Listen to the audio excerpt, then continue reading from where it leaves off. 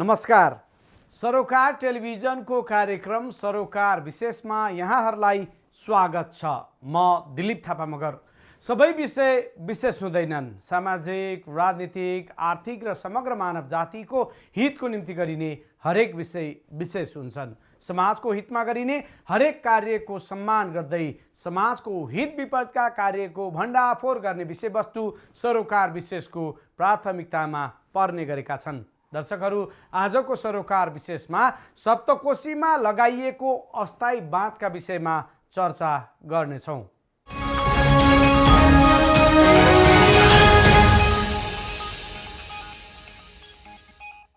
गत श्रावण 18 गते सप्तकोशीको धार परिवर्तन गरी कोशीको एउटा भङ्गालो उदयपुर जिल्लाको बेलका नगरपालिकातर्फ पसेपछि हजारौं स्थानीय विस्थापित भएका थिए। भङ्गालो बेलका नगरपालिकातर्फ पसेपछि सो क्षेत्रलाई सरकारले सङ्कटग्रस्त क्षेत्र समेत घोषणा गरेको छ।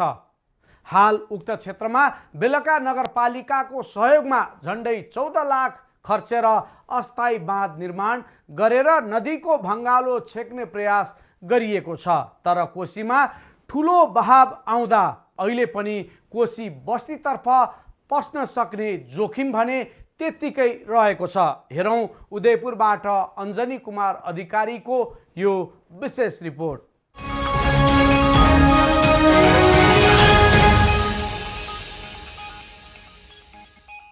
गत श्रावण 18 गते सप्तकोशीले धार परिवर्तन गरी कोशीको एउटा भङ्गालो उदयपुर जिल्लाको बेलका नगरपालिकातर्फ पसेपछि हजारौं स्थानीय विस्थापित भएका थिए। सप्तकोशी नदीमा आएको बाढीले पश्चिमतर्फ तीव्र कटान गर्दै एउटा भङ्गालो बेलका नगरपालिकातर्फ फसेपछि सो क्षेत्रलाई सरकारले सङ्कटग्रस्त क्षेत्र घोषणा गरेको छ। हाल उक्त क्षेत्रमा बेलका नगरपालिकाको सहयोगमा झन्डै 14 लाख खर्चेर अस्थायी बाँध निर्माण गरेर नदीको भङ्गालो छेक्ने प्रयास गरिएको छ। बेलका नगरपालिकाको वडा नम्बर 8 डुम्री बोटेबाट कोशीले धार परिवर्तन गर्दै नदीको एउटा भङ्गालो बस्तीतर्फ पसेको थियो। हाल सोही स्थानमा बेलका नगरपालिकाले अस्थायी बाँध निर्माण गरेको हो। यस वर्षको वर्षा सुरु हुनासाथ सप्तकोशीले पश्चिम तटीय क्षेत्रतर्फ तीव्र कटान गर्दै आएको कोशी गत श्रावण 18 गते बिहान अन्दाजी 4 बजेको समयमा उदयपुरको बेलका नगरपालिका डुम्री बोटेबाट बस्तीतर्फ पसेको थियो। पूर्वी पहाडमा लगातारको वर्षासँगै सप्तकोशी नदीमा आएको बाढीले पछिल्लो समय पश्चिमतर्फ कटान तीव्र पारेसँगै नदीको एउटा भङ्गालो पश्चिम तटीय क्षेत्रबाट बस्तीतर्फ पसेको थियो।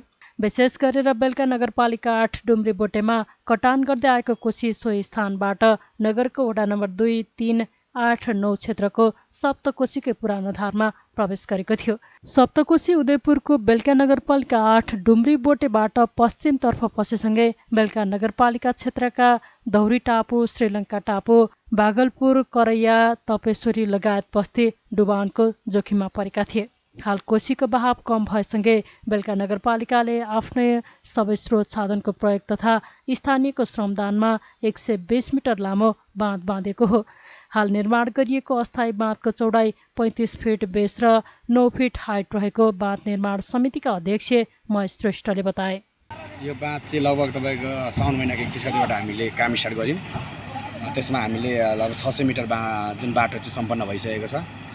त्यसमा मुनि चाहिँ हामीले ठुल्ठुलो बोल्डर ढुङ्गा लाएर चाहिँ यो बाँध रोक्ने काम भइरहेको छ। अहिले चाहिँ आजको दिन चाहिँ यो जुन भनौँ न 9 गतेको दिन समाप्त हुँदैछ।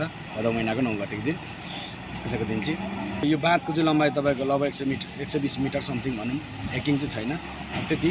लगभग हाइट तपाईँको 8 देखि लिएर 9 फुट हाइट जमिन मुनिबाट उठिसकेको छ।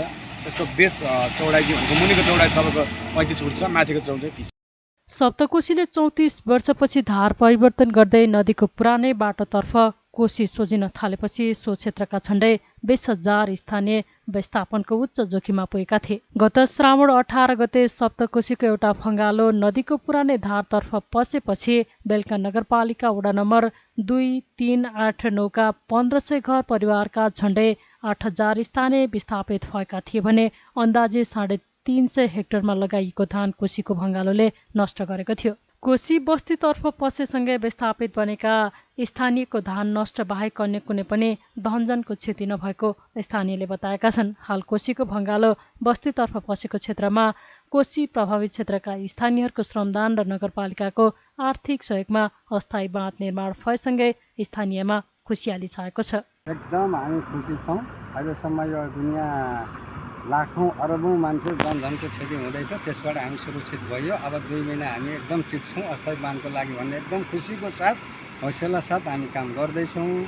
र यो दीर्घकालीनको लागि राज्य, नगर, प्रदेश, केन्द्र सबैले केन्द्रित भएर हामीलाई बचाउनुहुन्छ भन्ने म आशा राख्छु। मेरो भनाइ त्यति हो। खुसी छु नि पानी अब बाँध्यौँ, हिजो बाँध्यौँ, बेलुका बिहान हेर्न जाँदाखेरि पानी एउटा थोपा छैन।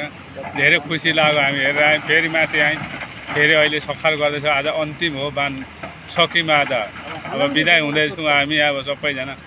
एकदम खुसी छ। पानी एउटा थोपा छैन सुकेर, सबै एक राति छैन। कमिला कुदिरहेको छ तलतिर, तल गएर हेरेर आएर पनि हामीले चित्त बुझेर यहाँ आउँदैछौँ। अब लास्ट हो, अब बिदा हुँदैछौँ। यो बाँध सक्यौँ हामी।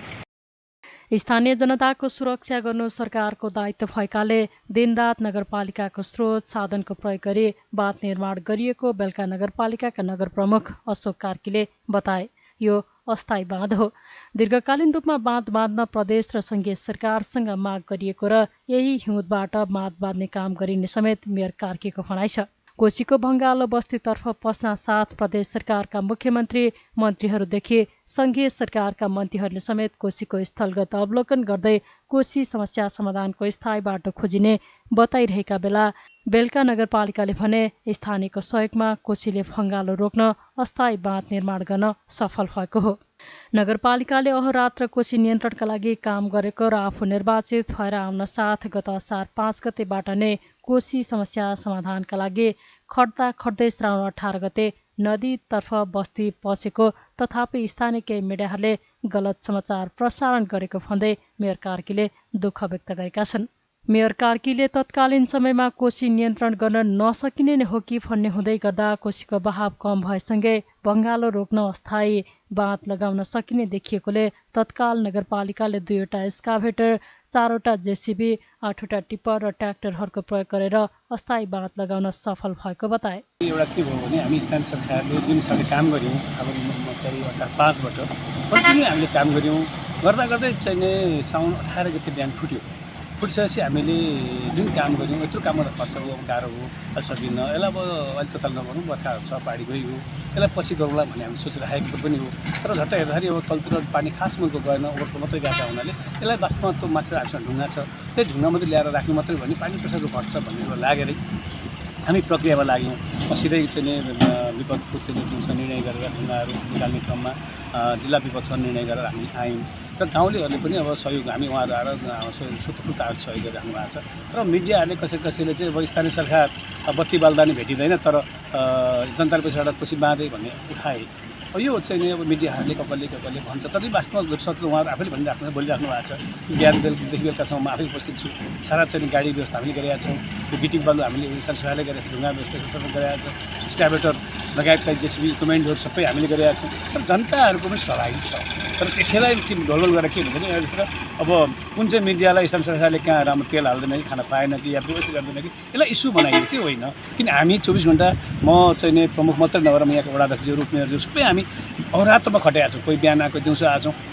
र हामीले यसलाई चाहिँ व्यवस्थित रूपमा कहिलेकाहीँ विपदमा सबै कुरा गर्नुपर्छ भन्ने हो। तर हामीले कति कुरा कानुन प्रक्रिया अनुसार होइन, विपदले गरेर निर्णयहरू खोलाबाट ढुङ्गादेखि निकाल्ने सबै कुराहरूलाई व्यवस्थित गर्नलाई हामी त्यसलाई ध्यान राख्नु भएको छ भने एउटा हाम्रो चाहिँ स्थानीय निकायको टिमै बसेर काम गरिरहेको छ। यसलाई हामीले बडो व्यवस्थित गरेर एउटा च्यालेन्ज पनि हो सर। हामीले चाहिँ जस्तो प्राविधिकहरूलाई हामीले पहिले पनि यसरी बाँध बाँध्नु भन्दा उहाँले ठाडो बाँध बाँध्नु हो, यसरी कटान हुन्छ, ओभरफ्लो हो, त्यसलाई रोकिन्छ तल भन्दाखेरि होइन, सकेर भन्नु। तर आज हामीले स्थानीय सरकारले जनताको सहभागितामा यो चाहिँ एउटा चाहिँ कोसिस गरेर देखाइयो। यो एउटा हाम्रो लागि चाहिँ बडो एउटा उपलब्धि पनि हो र बेलाका सरकार सक्षम छ भन्ने कुरा अहिले पनि पुष्टि हुन सक्छ। राज्यले कोशी नियन्त्रणको दीर्घकालीन समाधान खोजिरहेका बेला स्थानीय कोशी पीडितले भने बस्तीतर्फ सोझिएको कोशीको भङ्गालो तत्काल नियन्त्रण गर्न बाँध बाँध्ने भन्दै पीडितहरूको आफैले केही रकम सङ्कलन समेत गरेका थिए। यद्यपि कोशीमा पानीको बहाव कम भएसँगै भङ्गालो सुकेको र तत्काल बाँध लगाउन सम्भव देखिएकोले कोशी विस्थापितहरूकै श्रम सहयोगमा नगरपालिकाले अस्थायी बाँध निर्माण गरेको हो। स्थानीयको श्रमबाट कोशीमा अस्थायी बाँध निर्माण गरिएको र उनीहरूले सङ्कलन गरेको रकम कोशी नियन्त्रणकै कुनै प्रयोजनमा खर्च गरिने स्थानीय शशी सेनाईले बताए। अहिलेको अस्थायी बाँधले पीडितहरूलाई ठूलो राहत पुर्याएको उनको दाबी छ। कोशीको दीर्घकालीन समस्या समाधान गर्न कोशी बक्राहा नदी नियन्त्रणको कार्यालयलाई चतरा सार्न सके मात्र उक्त कार्यालयले कोशी पीडितहरूको लागि काम गर्ने सेनाईको बुझाइ छ। वास्तविकता के हो भने सुरुमा केन्द्रले सहयोग गर्यो, केन्द्रले एउटा बाँध हाल्दै त्यो बाँध बगेर गयो होइन। त्यो बाँधलाई जोगाउनलाई नगरपालिकाले करिब करिब 15-20 लाख रुपियाँ खर्च गर्यो, सक्यौँ हामीले जोगाउनु त बाँध है। त्यस पछाडि यो जति काम भएको छ अहिले पनि यो गाडी घोडा स्क्याबेटहरू मिसिनहरू सबै नगरपालिकाकै हो। यो अलिकति बिचमा कुरो म के सुन्दैछु भने जनताले उठाएर गरेको काम भन्ने चाहिँ सुन्नमा यसो कता कता चर्चामा देख्दैछु होइन। पैसा पनि केही नउठेको होइन, केही उठाएका छौँ हामीहरूले, तर त्यो पैसा चाहिँ यो कामको लागि होइन। त्यो पैसा कोशी बक्राको जुन कार्यालय छ विराटनगरमा, त्यो कार्यालय कुनै पनि कस्टमा हामीहरू त्यो कार्यालय यहाँ चतरामा आउनुपर्छ भन्ने हाम्रो मान्यता हो। त्यो कार्यालय यहाँ सर्नुपर्छ भनेर 2टा मन्त्रीहरूलाई हामीले भनिसकेका छौँ होइन। अघिल्लो दिनमा चाहिँ नगरपालिकाले पनि त्यो चाहिँ अफिस यहाँ चतरामा सार्न हामीलाई सहयोग गर्छ भन्ने हामीलाई लागेको छ। अलिकति हामीले पैसा उठाएको छौँ, त्यो छुट्टै खाता छ, त्यो छुट्टै व्यक्तिहरू छन् त्यसमा होइन। त्यसको पैसा हामीले यहाँ लगाएको छैन। यो सम्पूर्ण गाडी घोडा जति देख्नु भएको छ नगरपालिकाको स्क्याबेटरै छ, नगरपालिकाको जेसिबी नै छ। 80सम्म 4वटा ट्र्याक्टर थियो यहाँ होइन। सप्तकोशी 2045 सालको भूकम्प पश्चात पूर्वतर्फ लागेपछि हाल कोशीको भङ्गालो पसेको बेलका नगरपालिकाको जोखिम क्षेत्रमा 2051 सालपछिबाट बस्ती बस्न थालेको थियो। अहिले 34 वर्षपछि कोशीले धार परिवर्तन गरेर पुरानै ठाउँमा आउँदा पछि बसोबास गरेका बस्ती प्रभावित भएका हुन् भने कोशीको अहिलेको समस्यालाई समयमा नै नियन्त्रण नगर्ने हो भने नदीले सो क्षेत्रका पुराना बस्तीलाई समेत क्षति पुग्ने देखिएको छ। सप्तकोशीको भङ्गालो बस्तीतर्फ पसेपछि बेलकामा मात्रै करिब 15,000 मानिस प्रभावित भएका थिए। राष्ट्रिय विपद जोखिम न्यूनीकरण तथा व्यवस्थापन प्राधिकरणले सप्तकोशी नदीले तीव्र कटान गरेको ठाउँमा नदीको भङ्गालो बस्तीतर्फ पस्नु केही दिन अघि मात्र अस्थायी बाँध बाँधेको भए पनि उक्त बाँध बाढीले कटान गरेर नदीको एउटा भङ्गालो बेलका नगरपालिकातर्फ पसेको थियो।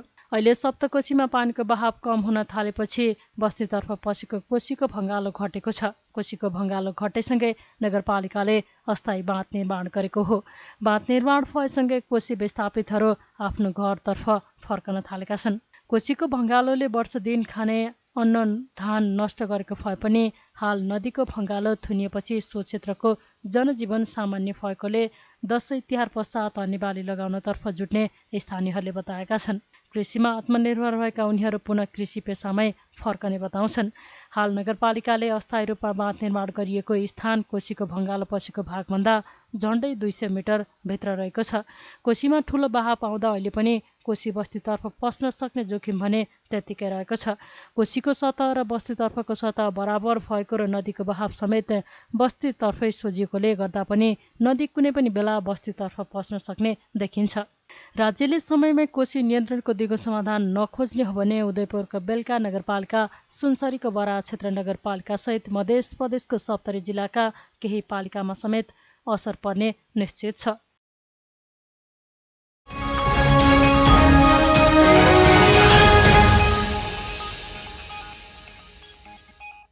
दर्शकहरू, आजको सरोकार विशेषमा सप्तकोशीमा लगाइएको अस्थायी बाँधका विषयमा चर्चा गर्यौं। कार्यक्रम सरोकार विशेषमा हामी समाजका तिता मिठा यथार्थबारे जानकारी दिन उपस्थित हुने गर्छौं। आजलाई कार्यक्रम सरोकार विशेष यति नै। छिटो, छरितो, सत्य, तथ्य, निष्पक्ष र प्रत्यक्ष समाचारहरूका लागि हेर्दै गर्नुहोला सरोकार टेलिभिजन।